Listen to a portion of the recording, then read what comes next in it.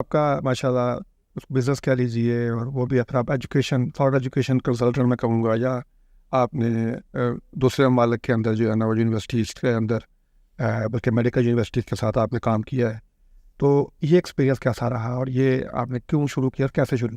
اس کو شاید آپ ایجوکیشنل کنسلٹنٹ نہیں کہہ سکتے، میں ایک محتاط اندازی سے بات کر رہا ہوں۔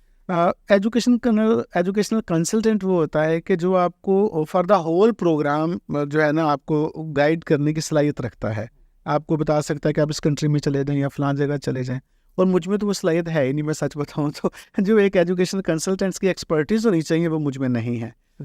یہ بڑا ہی اتفاق ہے کہ اللہ رب العالمین نے میرے لیے ایسے راستے کھولے، اور یہ میں اپنے سننے والوں کو بتانا چاہوں گا۔ میں ایک ایسے فیز سے گزر رہا تھا جب میں اپنی تعلیم جاری نہیں رکھ سکا تھا، اور مجھے کسی نے کہا تھا کہ تمہاری ایج کے لوگ جو ہیں وہ انجینئرنگ کر رہے ہیں، تمہاری ایج کے لوگ جو ہیں وہ میڈیکل کر رہے ہیں، تم زندگی میں کیا بنو گے؟ انگریزی میں کہ تم زندگی میں کیا بنو گے؟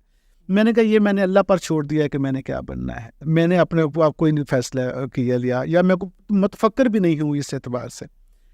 یقین جان لیجیے آج وہ سارے لوگ جو اس وقت انجینئر یا اس وقت ڈاکٹر بن رہے تھے، میں اللہ سے ڈر کر کہتا ہوں میرے ادارے میں میرے پاس ملازمت کر رہے ہیں، کچھ ازبکستان میں موجود ہیں، کچھ یہاں پر موجود ہیں۔ تو یہ میں سمجھتا ہوں کہ اللہ رب العالمین کے راستے میں جب میں نے اپنے آپ کو کھپا دیا تو اللہ نے میری دنیا بھی کی ذمہ داری بھی لے لی اور آخرت کی بھی لے لی۔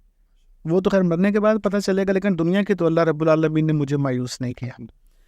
بڑا ہی اتفاق ایسا ہوا یہ میرے یہ اس طرف آنے کا۔ ہمارے کچھ دوست تھے تو وہ یہ کام کرتے تھے، وہ پارٹنر تھے کسی کے ساتھ، ان کی پارٹنرشپ آپس میں متاثر ہو گئی۔ میں ان کا تصفیہ کروانے کے لیے وہاں پر گیا، انہوں نے کہا یہ میرا شیئر ہے، یہ میری چیزیں، میں اس کو نہیں دیتا، میں آپ کو دے دیتا ہوں۔ میں نے کہا مجھے کام آتا نہیں ہے۔ اس نے کہا نہیں میں آپ کی ہیلپ کروں گا، اٹس اوکے۔ ڈیوس روڈ پہ ایک آفس میرے دوست کا پڑا ہوا تھا، خالی آفس تھا۔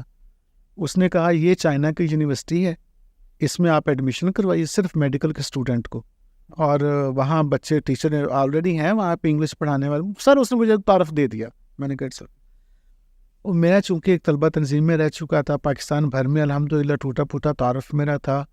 میں ایسے گھوما، مہران گاڑی میرے پاس ہوتی تھی، اور میں کبھی کسی شہر کبھی کسی، الحمدللہ ویری فرسٹ ایئر جو ہے نا ہم نے کچھ 42 اسٹوڈنٹس انرول کر لیے۔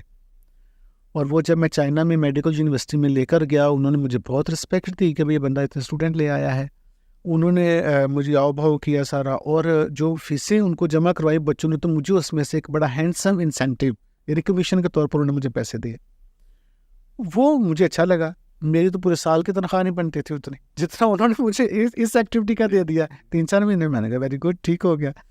میں نے اگلے سال پھر اور شوق سے اور جذبے کے ساتھ پھر جب میں چائنا میں آنا جانا شروع ہو گیا، تو صرف ہم میڈیکل کے اسٹوڈنٹس کو لے کر جاتے ہیں۔ پہلے تو میں نے کہا نا مجھے آپ ایجوکیشنل کنسلٹنٹ کہہ ہی نہیں سکتے۔ صرف وہ بچے جو یہاں سے MBBS نہیں کر پا رہے تھے، BDS نہیں کر پا رہے تھے، اور وہ یونیورسٹیز جو ہیں وہ انگلش میڈیم میں MBBS اور BDS کروا رہی تھی، تو یہ دو ضرورتیں اکٹھی ہو گئی تھی۔ ان کی انٹرنیشنل فیکلٹی کو ہم فلفل کر رہے تھے، ان بچوں کی ہیلپ کر رہے تھے کہ وہ وہاں جا کر پڑھ لیں۔ اس دوران اللہ تعالیٰ ہمیں رزق حلال بھی دے رہا تھا، نہ کچھ اسٹوڈنٹ سے ہڈن تھا، نہ کچھ ان سے ہڈن تھا۔